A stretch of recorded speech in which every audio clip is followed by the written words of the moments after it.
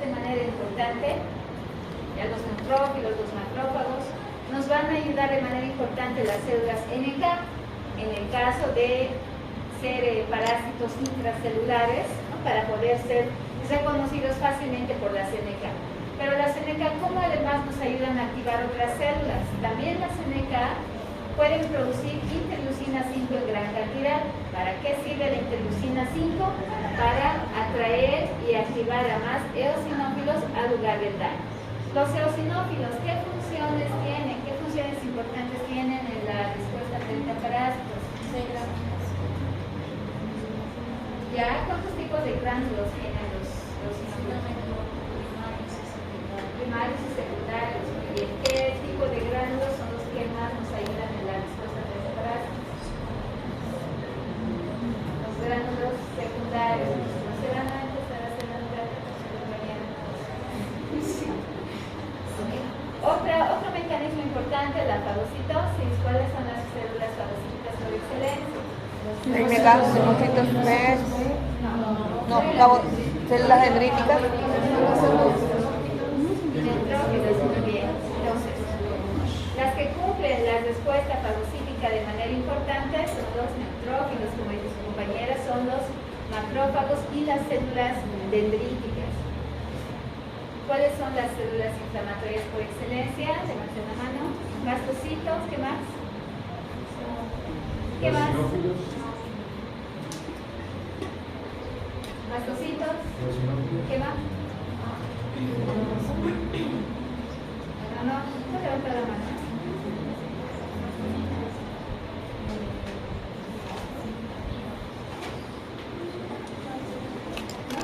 ¿Nadie?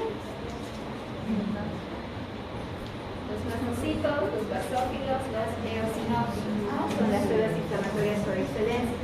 El sistema de complemento, ¿qué tendrá que ver con la respuesta inmunitaria frente a parásitos? ¿Qué acción importante creen que puede cumplir el sistema de complemento?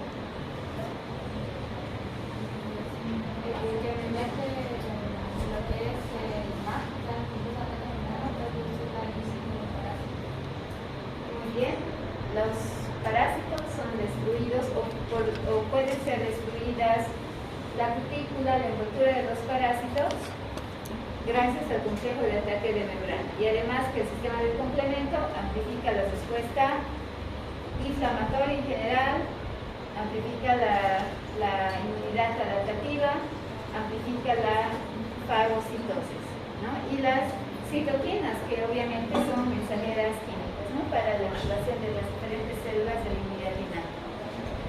Con relación a los factores genéticos, habíamos ya identificado las moléculas del complejo de ataque de membrana. Estas se expresan en todas las células nucleares en el organismo.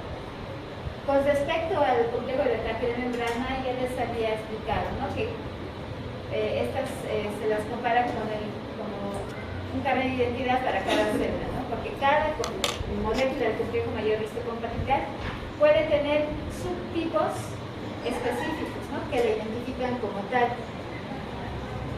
Muchos hacen que la susceptibilidad a alguna infección parasitaria como la malaria, el plasmodium, por ejemplo, sea más resistente o sea más susceptible, ¿no? Ese es un componente genético importante en la respuesta inmunitaria frente a varias parasitosis, ¿no? Como en la malaria. Se ha encontrado que el plasmodium falciparum, por ejemplo, ¿no? En el continente, en África, hay muchas personas que sí, el agente etiológico, este falciparum se ve más en África, pero se ha visto que estas personas tienen mayor resistencia, no más que las que se encuentren en otro lugar. Con respecto a la piel, ¿no? La piel es un mecanismo de barrera importante, se mantiene, si no tiene ningún tipo de lesión, heridas, ¿no? Pero ¿qué pasa si es que por alguna razón algún agente parasitario ingresa, se da modos para ingresar al organismo? Obviamente ya infecta al huésped y empieza todo el ciclo evolutivo del parásito. El revestimiento externo del huésped consigue infección parasitaria en la mayoría de los casos, ¿no? Pero los parásitos que tienen mecanismos de fijación importantes y adherencia pueden atravesar esta barrera, ¿no? Como por ejemplo las larvas filariformes del encanto americano, del ácido estomadorenal, pueden atravesar fácilmente, ¿no? Ingresan normalmente a través de los pies descalzos. Otros parásitos como el Plasmodium, por ejemplo, el Plasmodium puede atravesar a través de un vector. ¿Cuál es el vector del Plasmodium? La vinchuca. Del Plasmodium. Plasmodium. No. El mosquito. El mosquito Anopheles. El Anopheles es el que puede transmitir la enfermedad. Los jugos digestivos también, ¿no? Son componentes enzimáticos que pueden llegar a destruir algún parásito, pero parásitos que tengan un sistema de protección importante, como por ejemplo, si hablamos de las amebas, ¿no? Cuando ingresan, la forma de protección es encontrarlas a nivel de la luz intestinal como quistes, ¿no? Esos quistes le dan mayor protección y resistencia frente al jugo gástrico. La alimentación. La monofagia es una característica de los parásitos. La falta de un solo componente como la vitamina A puede dificultar el desarrollo del parásito, ¿no? Si es que no tienen los componentes o la nutrición adecuada, pues puede dificultar el hecho de que éste pueda parasitar y sobrevivir en el interior de un hueso. ¿Cómo las células reconocen a la gente patógena? A través de los receptores de reconocimiento de patógenos, ¿no?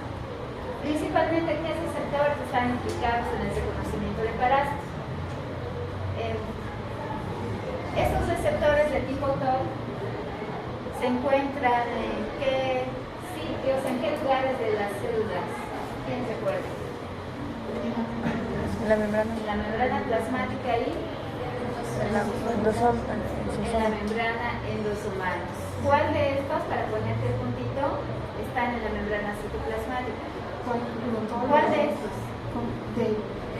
TLR2, 4 y 9. ¿Cuál de estos están en la membrana citoplasmática? 2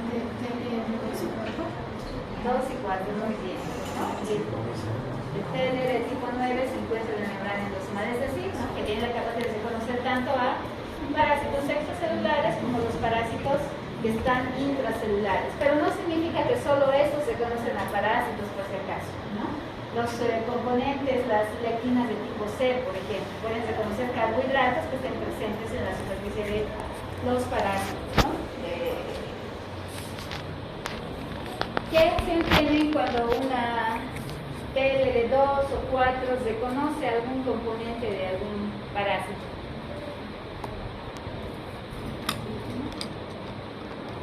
Imaginen que, a ver, no sé, un macrófago está expresando el TLR2 y TLR4 y de repente encuentra un parásito, reconoce sus fans específicos. El macrófago, ¿qué acción va a desencadenar en el... ¿Qué acción se desencadena en el macrófago? Una vez que se logra reconocer los fans del parásito. ¿Qué hace el TLR2 y 4? Generalmente, no se olviden, los receptores TOL activan al macrófago para que éste sintetice gran cantidad de citoquinas. Entonces, tienen un efecto secretor, secretan citoquinas. Y obviamente son citoquinas proinflamatorias. ¿Ya? Citoquinas proinflamatorias, esas activan la respuesta inflamatoria, ¿no? Pero ¿qué pasa si se reconocen a cargo de las lectinas de tipo C, por ejemplo? Estas pueden tener una acción fagocítica, ¿no? Acción fagocítica. ¿Qué pasa cuando un parásito sí puede reconocer a una forma evolutiva parasitaria y puede evitar que se genere la enfermedad, pero lamentablemente no puede destruir al parásito? pueden reconocer a los parásitos, pueden evitar que se desarrolle la enfermedad, como en el video que habíamos visto, ¿no? La toxoplasmosis, por ejemplo. En personas inmunocompetentes se queda como un cuadro infeccioso, ¿no? o una enfermedad latente en una persona inmunocompetente, pero se puede deshacer el sistema inmune del parásito. Lamentablemente el toxoplasma se queda en el organismo, ¿no? Entonces a eso se conoce como preinmunización o inmunidad no esterilizante.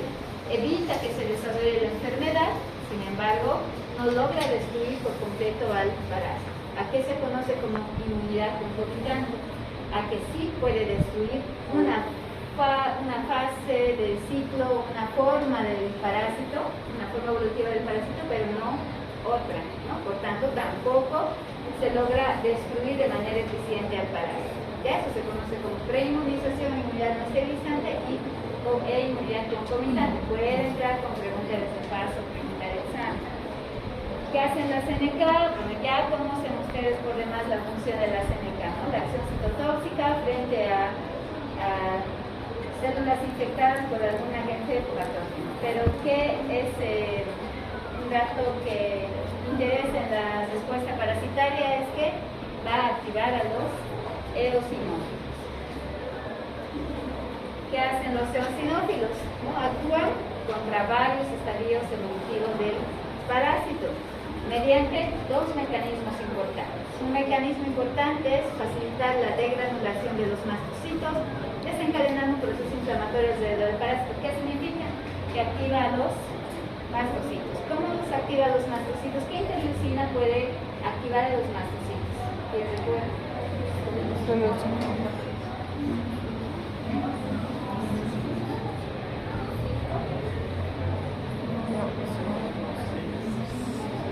La interleucina 9, la interleucina que va a activar la gran cantidad de parásitos para facilitar la degranulación. Otro mecanismo que dijo ya su compañera, la degranulación, ¿no? La degranulación se hace directamente sobre el parásito, ¿no? Las encías liberadas van a alterar los componentes del parásito, generalmente la cutícula del parásito. Las características ya las saben, ¿no? Es un bilobulado. ¿Cuánto tiempo viven generalmente los eosinófilos? ¿Alguien se acuerda? Levanten la mano. ¿Y la media de los eosinófilos? 1 hora, 2 horas. ¿Más? 6 a 12 horas. 6 a 12 horas. Ya, sí, está calculado hasta 18 horas. Hasta las 18 horas como vida media del parásito o de los eosinófilos. Hasta 18 horas. Hasta 18 horas.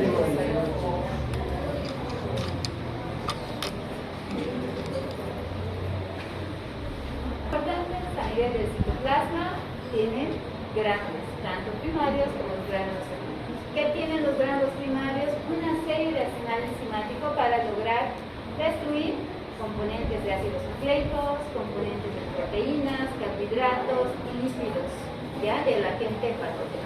Y también pueden tener, ¿no? o activar varios componentes para liberar las citoquinas. Pueden sintetizar citoquinas y junto con la liberación de sus gránulos preformados, estas citoquinas pueden ser liberadas al exterior. Que son los gránulos secundarios, son los más importantes en relación a la defensa frente a parásitos. Tienen que aprendérselos, ya como pregunta de repaso. Proteína básica mayor, una proteína sumamente importante. ¿Por qué? Porque va a destruir la cutícula de los parásitos.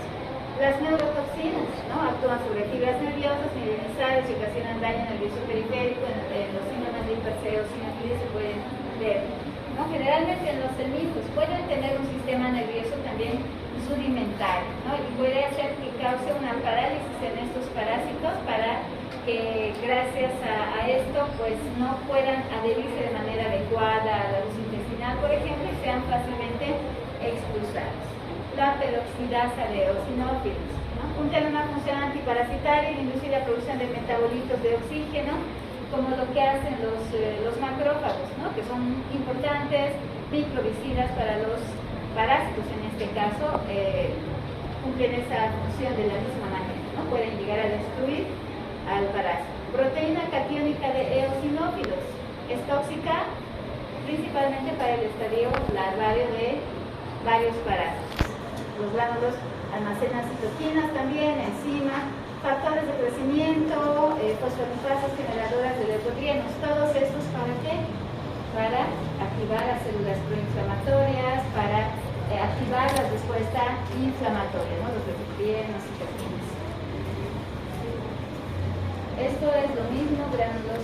Los gránulos de neutrófilos, ¿cuántos tipos de gránulos tienen los neutrófilos? Tres gránulos. Primario, secundario y terciario. Primarios, secundarios y Terciarios. terciarios. Okay. ¿Qué funciones tienen los neutrófilos? Muy bien, la fagocitosis, degradación y la neutrófilos. Los macrófagos, ¿cuántos tipos de macrófagos conocen?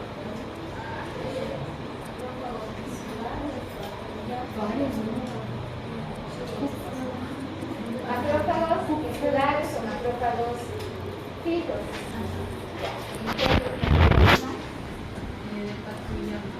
Esos son los de patrulla. Los macrófagos fijos son los que se ubican en determinados tejidos para patrullar, vigilar que todo esté bien, ¿no? Si encuentran un agente extraño, van a fagocitar, se van a activan la respuesta inflamatoria. Lo mismo cuando encuentran células alteradas. ¿Qué más? ¿Qué otro tipo de macrófagos además de eso?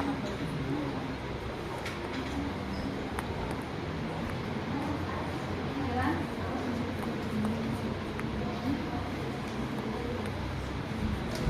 Hay macrófagos inflamatorios, ¿no? Esos son los macrófagos de patrullaje, pero los macrófagos que se activan con la respuesta de las citoquinas proinflamatorias u otras citoquinas que puedan sintetizar las células de respuesta inmunitaria activan a los monocitos para que estos directamente lleguen al lugar donde se encuentra el daño de la lesión, ¿no? Y liberen gran cantidad de citoquinas proinflamatorias, activan la respuesta de tipo inflamatorio. Y obviamente, ¿no? Son como células presentadoras de antígenos las que activan la inmunidad adaptativa. Funciones fagocíticas, ya la conocen, función secretora también. ¿Qué pasa con los macrófagos cuando en la inmunidad innata no pueden destruir al agente patógeno?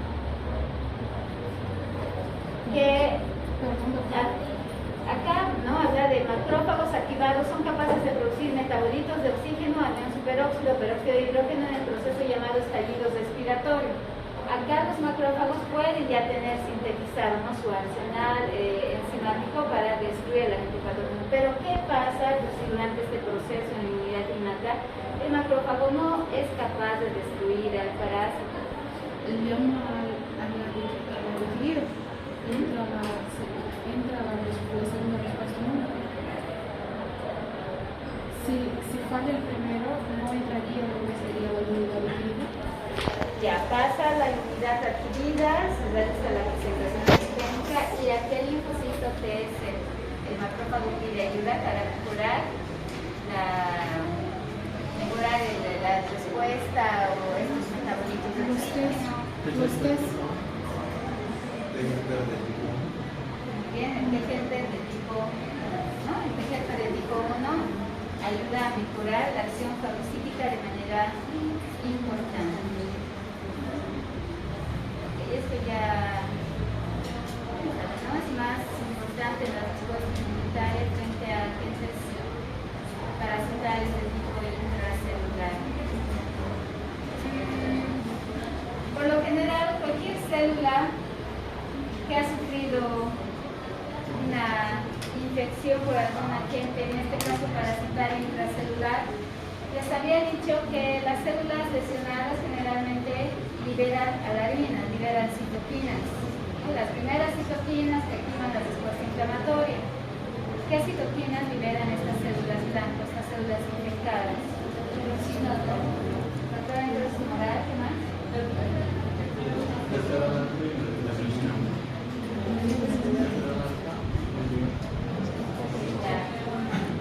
Ok, entonces factor humoral, interleucina 1 me dijo, interferón. Interferón del tipo 1. Activación de citoquinas, ¿no? Interferón puede destruir lesmania, pero no toxoplasma por enzimas de protección. Acá vemos un mecanismo de evasión, ¿no? De algunos parásitos. Pueden sintetizar gran cantidad de catalasa que inhibe la acción del interferón. El tipanosoma está fagocitado, escapa del fagosoma y vive en el citoplasma durante la fase intracelular. La respuesta inflamatoria, ¿no? ¿Quién me puede dar la definición de inflamación? ¿Qué es inflamación?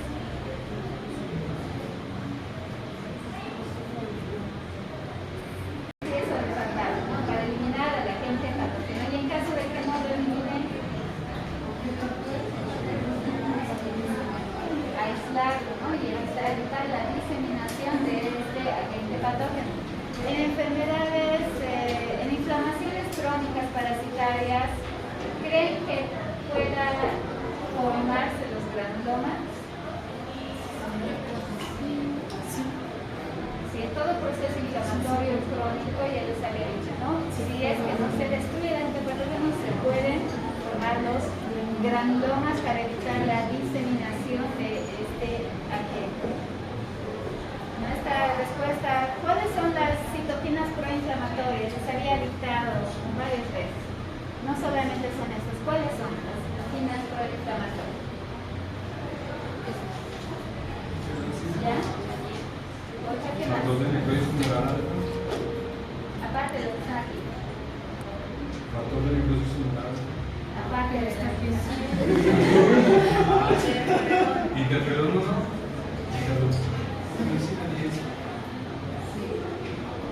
La interleucina 10 por lo general tiene un efecto antiinflamatorio. Igual ahí falta el factor de interleucina 1, 6. Interleucina 8, que ya he dicho. Interleucina 12. No, estamos hablando de moléculas, no sé, citoquinas. Factor de necrosis tumoral, interleucina 1, interleucina 6, interleucina 8, interleucina 12, les había dicho interleucina 18, importantes como citoquinas proinflamatorias. El sistema de complemento.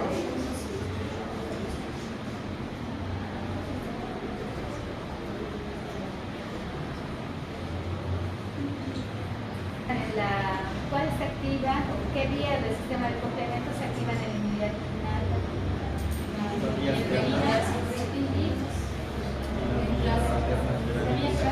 La vía alterna y la vía de las lectinas, de inmunidad innata. Basta la presencia, en este caso, del parásito para que estas se puedan activar, ¿no? Pero para la vía clásica, ¿quién me indica que necesitamos? Anticuerpos. ¿Qué tipo de anticuerpos?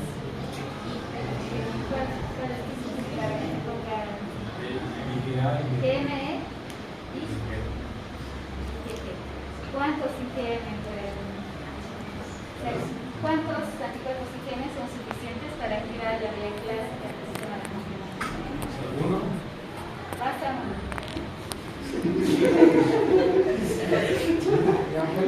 Basta un anticuerpo, ¿no? Porque tiene una estructura pentamérica, puede cantar de 5 a 10 antígenos, en este caso parasitarios, y mínimamente, ¿cuántos anticuerpos tienen que haber?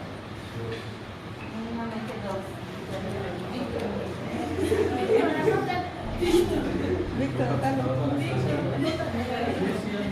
¿Por qué es importante la activación del sistema de complemento? Por la formación del complejo de ataque de ventana. Este nos ayuda a destruir gran cantidad de parásitos. Lamentablemente, ¿no? Acá varios parásitos han desarrollado mecanismos para defenderse de este sistema, ¿no? Las formas de epimastigote, el Trypanosoma cruzi, son atacadas por la vía alterna. En tanto que los tipomastigotes producen la proteína DAP. ¿Qué es la proteína DAP? ¿Quién sabe?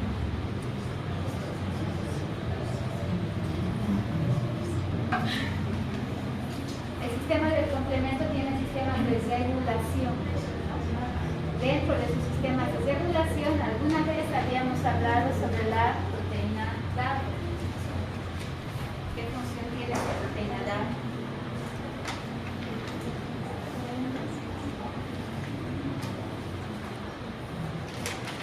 Puede activar inhibiendo la C3 convertasa, ¿no? Inhibe la activación y eso hace que se detenga la activación del complejo de ataque de membrana para que no se forme, o sea, no se forme esto, ¿no? El complejo de ataque de membrana. Citoquinas, y volvemos a nombrar el interferón gamma, interleucina 3, factores estimulantes de crecimiento de granulocitos y monocitos. ¿Para qué nos sirve la interleucina 3, el factor estimulante de colonias de granulocitos y monocitos? Para activar la diferenciación, el crecimiento y maduración de los granulocitos y los monocitos, que habíamos dicho, ¿no? Son importantes en la respuesta frente a parásitos. Necesitamos fagocitos, necesitamos los neutrófilos, las células fagocíticas en general. Interferón gamma mejora la acción microbicida por parte de los macrófagos. Interleucina 4, interleucina 10, esto es muy importante en la respuesta inmunitaria frente a parásitos. ¿Por qué? T-helper de tipo 1 se activa. ¿Cuál es la condición para que se active el T-helper de tipo 1? ¿Alguien recuerda?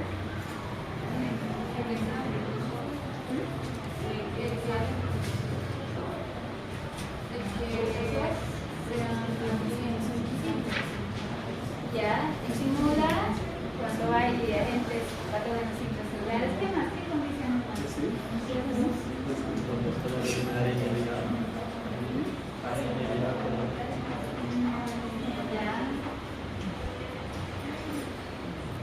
Agentes patógenos intracelulares, pero que también cuando se activan los fagocitos y estos sintetizan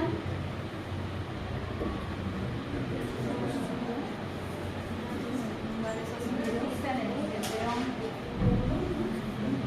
de tipo 1, después la interleucina 12, la interleucina 18.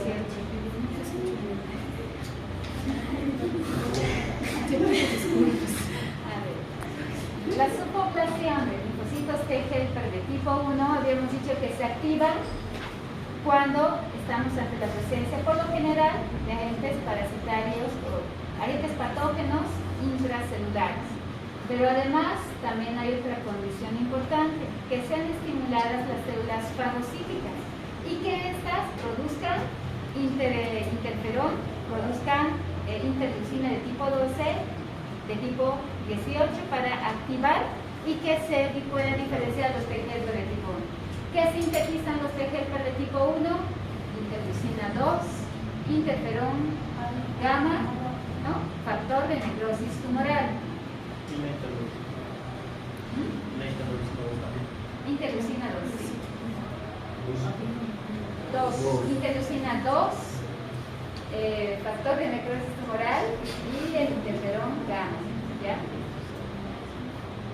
Pero cuando predomina el estímulo hacia la subpoblación de los T-helper de tipo 2, ¿cuál era la condición para que se diferencien un linfocito T-helper de tipo 2? ¿Qué condiciones activan o hacen que se diferencien a un linfocito T-helper de tipo 2? La interleucina 4, sí. Y con respecto al agente patógeno, por lo general agentes parasitarios y alergenos, ¿no? Entonces, en este caso, si fueran helmintos, los helmintos hacen que se active el T-helper de tipo 2. ¿Qué sintetiza el T-helper de tipo 2?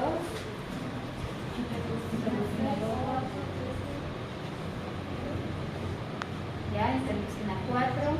necesitamos a los eosinófilos, habíamos dicho, interleucina 5, necesitamos a los mastocitos, interleucina 9, necesitamos a la interleucina 13, junto con la 4 para estimular el peristaltismo intestinal, habíamos dicho aumentar la secreción o la producción del moco, y la interleucina 10.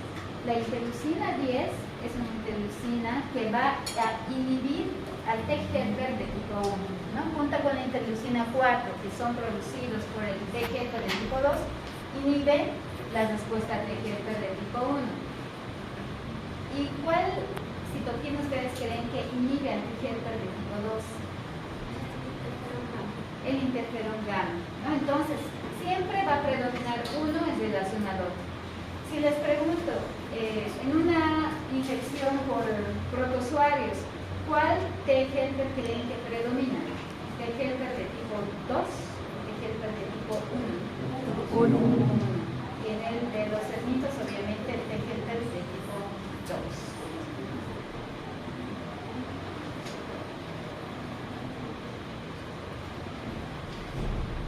Además del TGF de tipo 1, respuesta inmunitaria principalmente, ¿no? Frente a agentes parasitarios intracelulares, mitos, ya habíamos hecho mención.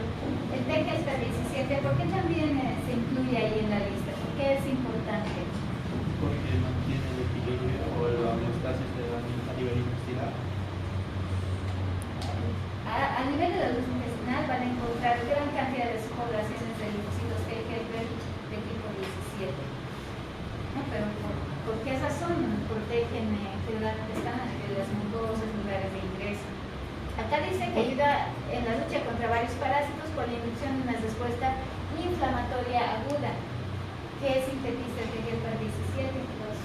Interleucina 17. ¿Para qué sirve la interleucina 17? Para que se pongan para ya. Entonces activan polimontonucleares, dijo su compañera, ¿no? Los neutrófilos también pueden, los macrófagos. Ya, entonces si ustedes ven acá en esta imagen, siempre va a predominar uno de estos, ¿no? Si predomina el TGF de tipo 1, lo va a inhibir por acción del interferón gamma, ¿no? Si predomina el TGF de tipo 2, lo inhibe por acción de la interleucina de tipo 10.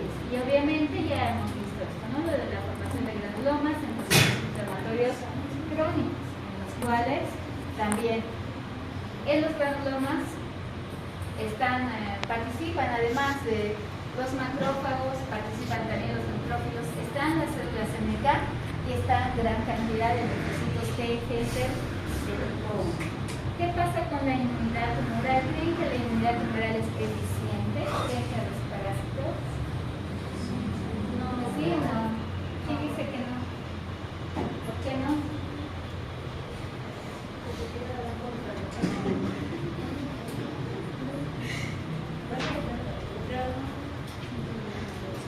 ¿Quién dice que sí? Me parece que no, porque tienen diferentes estados y los anticuerpos que van a producir no va a ser exactamente para cada estadio del ciclo de vida del cuerpo.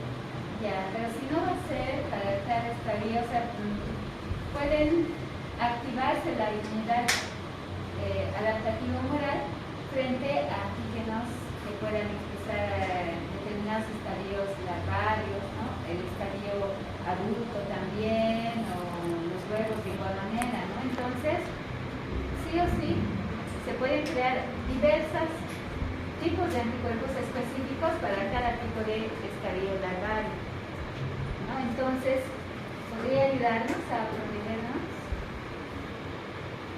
Ayuda de manera eficiente como las bacterias extracelulares, ¿no? Todos los parásitos que se encuentren a nivel extracelular pueden ayudarnos a proteger, contener esta infección. Anticuerpos IgM que actúan contra las formas sanguíneas de Plasmodium, trypanosomas, facilitando la fagocitosis, activando el sistema del complejo. Ya, como ustedes saben, son opsoninas, ¿no? Para facilitar la fagocitosis. Los anticuerpos contra los esporozoitos del Plasmodium lo alteran e impiden el ingreso al hígado. Anticuerpos contra merozoitos bloquean su ingreso a eritrocitos. Anticuerpos mastocitos impiden su unión y fecundación del mosquito, interrumpiendo la transmisión. Si ustedes se fijan acá, hay varios estadios, ¿no?, de plasmodium, pero acá, mientras se encuentran a nivel extracelular, impiden el ingreso a su célula blanca, ¿no?, para que continúe el ciclo evolutivo. Entonces, sí son importantes para protegernos, ¿no?, pero sí tienen que estar a nivel extracelular. En una infección parasitaria hay muchos parásitos que pueden producir reacciones de hipersensibilidad, por tanto, también estimulan la síntesis de anticuerpos de tipo IgE, ¿no? Entonces, se puede ver también que la producción de IgE es importante en la respuesta inmunitaria frente a diversos parásitos. En el intestino sensibilizan y promueven la degranulación de mastocitos, con la cual se incrementa el peristaltismo y la secreción intestinal, produciéndose de esta manera un vacío mecánico del parásito. ¿Cómo un anticuerpo puede estimular a un mastocito? ¿Cómo un anticuerpo puede estimular a los mastocitos?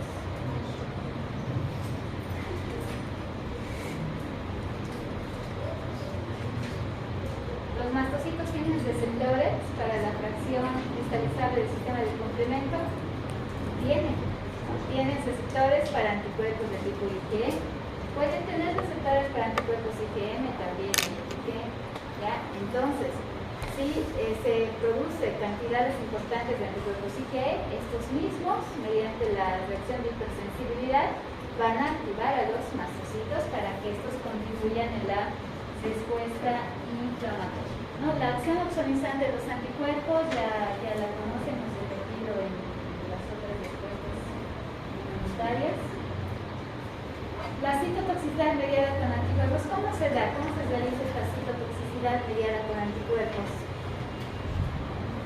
¿A qué se refiere con esto? Citotoxicidad mediada con anticuerpos.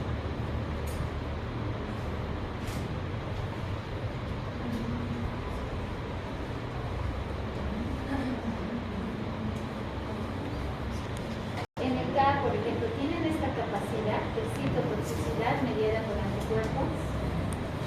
¿Sí o no?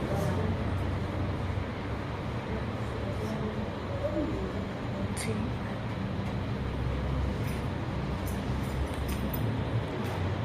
Sí. Cuando una célula blanca es infectada por algún agente patógeno, expresa con el HLA de tipo 1 este antígeno.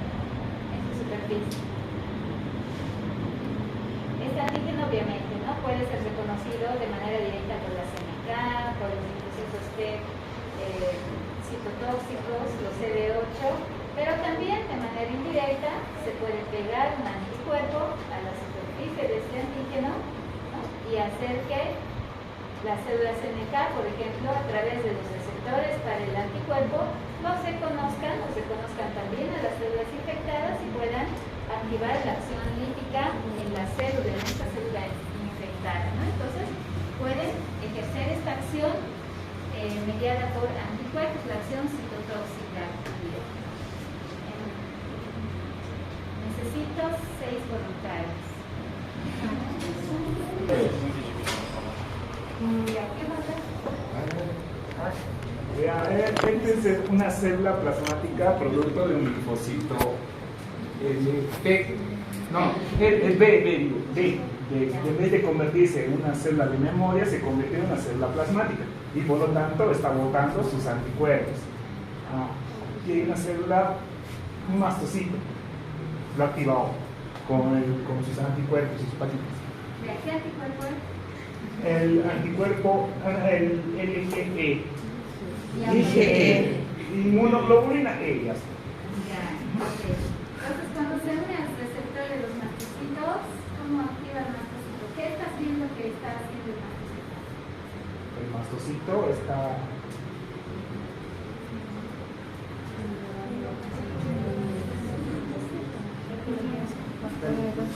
está liberando las sustancias. ¿Qué tienen esos gránulos performados para que se sientan? ¿Qué tienen los gránulos de mastocito?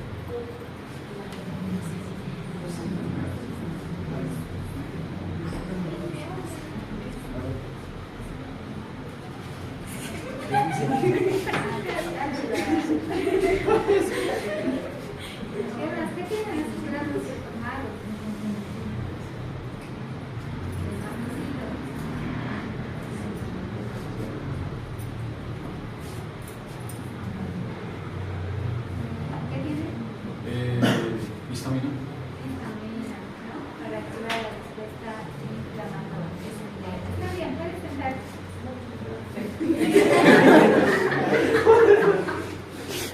No, borra. Ya está bien, no te preocupes. Pero más bien. Les vas a notar a todos, ¿no? Ya, te toca. ¿Qué más? ¿Más cositas? ¿Vas a elegir? Sí. Que se van a ver activados por lo que es la inmunoglobulina E. Están compuestos por histamina y se va a liberar igual el C3A y el C5A, que igual va a relacionarse con la activación del factor estimulante de los sinófilos y de neutrófilos. Ya, ok, pero el mastocitos es el que está liberando el C3A y el C5A. No. Entonces, O sea, tiene que ver con la activación. No es que lo esté liberando el mastocito, sino para la liberación de estas dos. ya, los mastocitos tienen entonces receptores para el factor C3A, factor C5A. Ya, ahora ahí tú ves la activación del sistema de complemento, dice C. ¿Por qué vías está activando este sistema de complemento? Por la. Ahí está, ¿cómo puedes explicar eso? El C es complemento Sí. y está hablando de Está hablando del anticuerpo. anticuerpos. Entonces, ¿por qué vías está activando? Clásica. Sería clásica. La vía clásica. ¿No? Entonces, ya hay anticuerpos específicos que han marcado a los hermitos y gracias a eso se está activando el complemento y mejora la acción inflamatoria del mastocito y activa a los eosinófilos. También puedes sentar. Gracias. Ya, ¿qué otras células? Yo iba a explicar lo que era el sistema de complemento con la liberación de la C3 y la C5A, pero esto conocer también mediadores de inflamación y la C3, como había mencionado mi compañera, que era para la optimización. Pero ella le dijo mi Ya, compañera. pero has elegido el mastocito de allá abajo. Este es otro mastocito. ¿Y puedes explicar lo que está haciendo?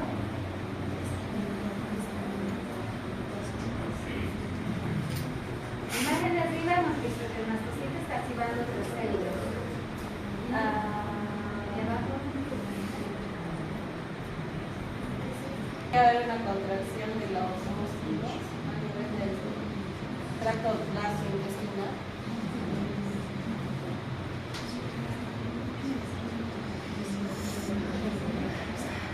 Y va a liberar lo que es la histamina para que se reduzca el proceso inflamatorio. Ya, pero ¿dónde está actuando la histamina que se está liberando? A nivel del vaso. A nivel del vaso.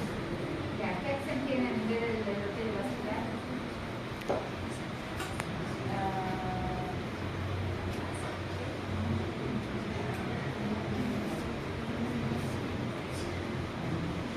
La vasodilatación. Vasodilatación, actividad vascular. Ya está muy bien. ¿Por qué vía se está activando? La vía clásica. Ya, está muy bien, voy a tomar aquí. ¿Dónde están las moléculas que si quieres?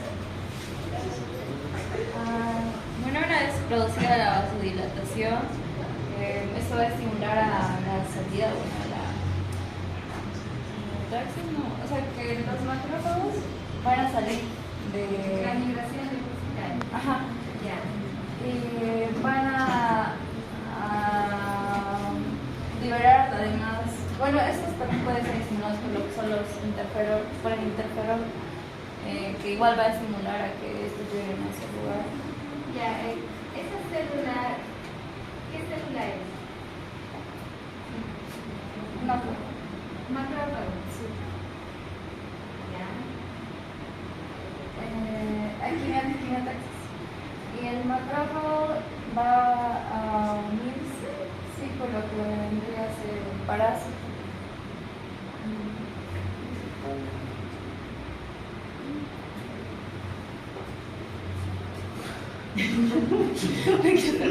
Ya, entonces, una vez que se active el endotelio vascular,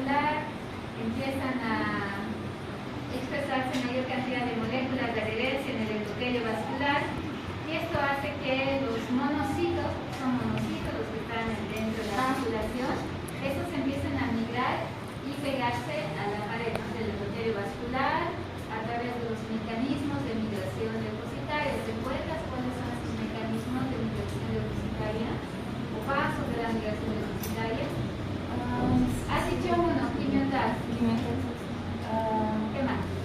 En parásitos es igual, o sea, porque en bacterias. La migración depositaria en general será para todos igual, todos salen de la misma manera de la populación sanguínea.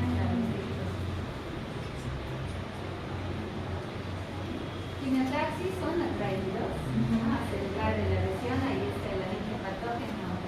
¿Qué más? Adherencia. Hay un tipo de adherencia en la arteria vascular, ¿no? Es una adherencia débil y una firme.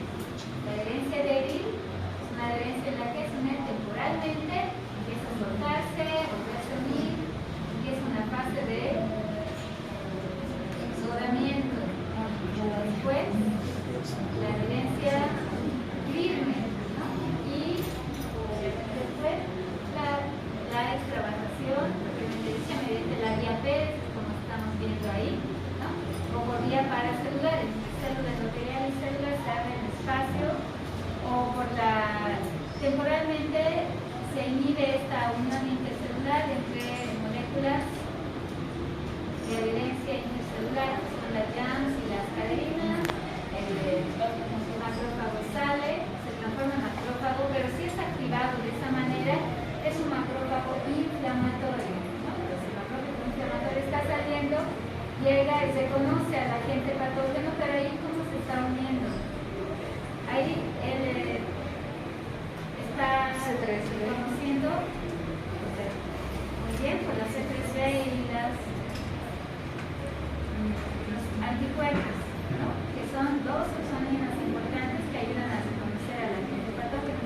Ahí vemos que ya se ha activado la inmunidad adaptativa, ¿no? Ya tenemos un linfocito T ahí. ¿Qué linfocito T es el que mejora la histopatía? ¿Qué población de T? ¿Qué diferencia?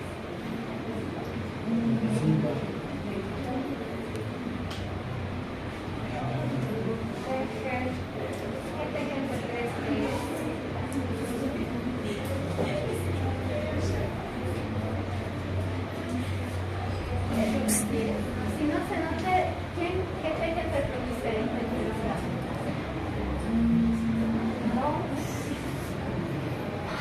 ¿Qué teje de tipo 1? Está bien, pues. La respuesta inmune mediada para protozoarios principalmente activa el T-helper del tipo 1, ¿ya? Y la frente a mitos puede activar el T-helper de tipo 2, ¿no? Y ya sabemos qué citoquinas produce, qué células van a activar. En el video habíamos visto, ¿no?, que hay varios parásitos que se pueden localizar en lugares inmunoprivilegiados como mecanismos de evasión. Variación antigénica también se ve en los parásitos, el mimetismo molecular, ¿no?, que algún antígeno que expresa sus policias sea parecido al de una célula y por ende se genere un daño en nuestros propios tejidos, ¿no? ¿Qué pasa con el Chagas, por ejemplo? ¿Qué formas parasitarias se encuentran en la persona, en el ser humano? Chagas.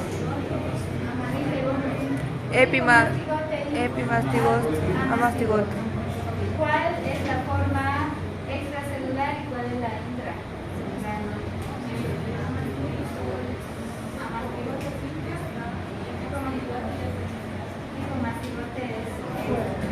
Esta enfermedad parasitaria puede desencadenar una respuesta a la larga, una respuesta autoinmune. ¿Por qué razón? Por cuenta de cómo ellos se esconden, se quedan en lugares muy difíciles donde el sistema inmune entra y acaba destruyendo al cuerpo mismo. Puede destruir al cuerpo mismo porque incluso puede presentar antígenos parecidos, ¿no? Y empezar a destruir por su cuenta las células que han sido infectadas por este parásito, ¿no? Por tanto, a pesar de que se logre dar tratamiento para los parásitos, para el Chagas, ¿qué tratamiento se da?